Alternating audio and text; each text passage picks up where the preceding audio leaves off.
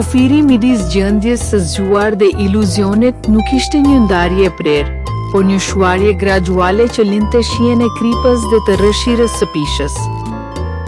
Kur Miriam hapi sut brenda ëndrrës, nuk ishte tavani i dhomës së saj ai që e përshëndeti, po një kupol qielli të pafundëm, e mbuluar lehtë vetëm nga vija dritë në ngjyrë, indigo dhe ari në roz. Poshtë saj shtrihej një pamje mahnitëse me shtëpiza të bardha, të ngjitura pas këmbë të pjerrët mbi det, Peskici. Perla e Garganos prehej në një heshtje thuajse të shenjtë, e pezulluar midis bluzë së thellë të Adriatikut dhe murmurimës së largët të erës. Miriam lëvizte pa e ndjer peshën e trupit, duke fluturuar mbi të rakat të shtruara me gur gëlqëror dhe mbi qatit e perta me tjegulla terakote të pjekura nga dielli. Dhe pikërisht atu, në mazhen e qatis më të lartë përballë vendit ku horizonti bashkon qiellin me valët, ajo e pa atë. Të riun me krah më ndafshi. Ai ishte një djalosh ose ndoshta forma e idealizuar e një mendimi të pastër. Ai qëndronte i shtrirë në shpinë mbi tjegullat e ngrohta, sikur ato të ishin këndi më mikpritës në botë. Fladi i detit i ledatonte flokët bjond të shpupurisur, por ajo që ia ndaloi frymën Miriamit ishte pala madhështore e krahëve që e mbështillnin si një mantel prej pendësh të bardha dhe gri përle. Krahë të vërtetë të gjallë që pulsonin me një dritë të zbetë, argjendi sa herë që ai merrte frymë thellë. Miriami ju ofrua zbatur, duke u treguar e kujdesshme që të mos prisht magjinë e qastit. Kur ishte vetëm pak hapa larg, Angeli hapi sut me irajt këftjelta si ugji në shpelat detare. Në shikimin e tij nuk kishte habi, por vetëm një ndjesi butësie dhe njohje që të lashtë. Pa thënë asnjë fjalë, djali u ngrit në këmbë dhe i hapi krahët për një çast, para se t'i mblit me delikatesë pas shpinës. Në dorën e gjatë mbante fort një objekt të vogël metalik që shkëlqente në rrezet e para të mëngjesit. Një draj prej hekurit të farkëtuar, të zbukuruar me arabeska të buta e të rrjedhshme.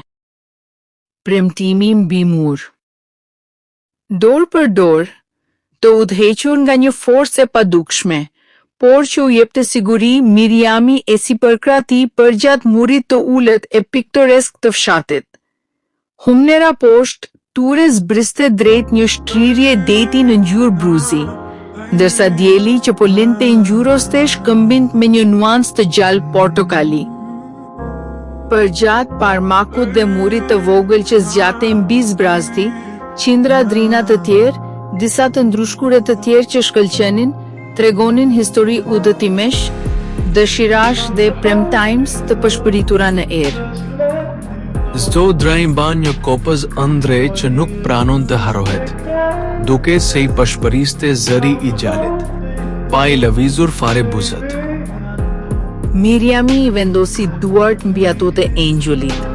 Së bashku, ata e fiksuan drënin e Ture në kangjellat e hekurta, mes kujtimeve të tjera të shpirtit. Me një kërcitje të mpreth metalike, drëni u mbull për gjithmonë. Gjalli e mori qelsin, por në vend që ta hitte në detin poshtë, e preku lehtë me gishta. Qelsi u shndërua në një pluhur vezullues, të sajlin fladi e shpërndau në ajrin e puljas. Porta e Magepsur, Vico del Gargano. Sapo pluhuri i artë preku tokën, arkitektura e peshkisit filloi të shkrihej e të rëshqiste si boje freskët në shi. Era e kripës së detit u largua, duke ja lënë vendin shpejt aromës së fortë të agrumeve, luleve të portokalit dhe gurit të lashtë, të lagësht nga hija. Horizonti i hapur i detit u zhduk, i zëvendësuar nga muret e ngushta e njëjtajm të një fshati me zjetar të strukur në pyll. Vico del Gargano. Miriami dhe djali Angel e gjeten pa pritur veten të ngjeshur në hyrjen e Vicolo del Bazio, rrugika e Putjes. Rrugika ishte aq e ngushtë, mezi 50 cm e gjerë. Saqe ata u detyruan pashmangshmërisht të qëndronin gjoks më gjoks. Muret e lashta prej guri i mbështillnin në një përqafim mbrojtës, duke blokuar dritën e jashtme dhe duke krijuar një gjysmë errësirë magjike, të pezulluar në kofë. Nik skrahët e Angelit u mblodhen rreth të duve, duke mbyllur rrugiksën si një përde prej pendësh dhe ëndrash. Aroma e portokajve të Garganos mbushi ajrin e ngjeshur të kalimit. Heshtja e fshatit prishe vetëm nga frummarrja e tyre e sinkronizuar. Miriami ngriti sut nga djali.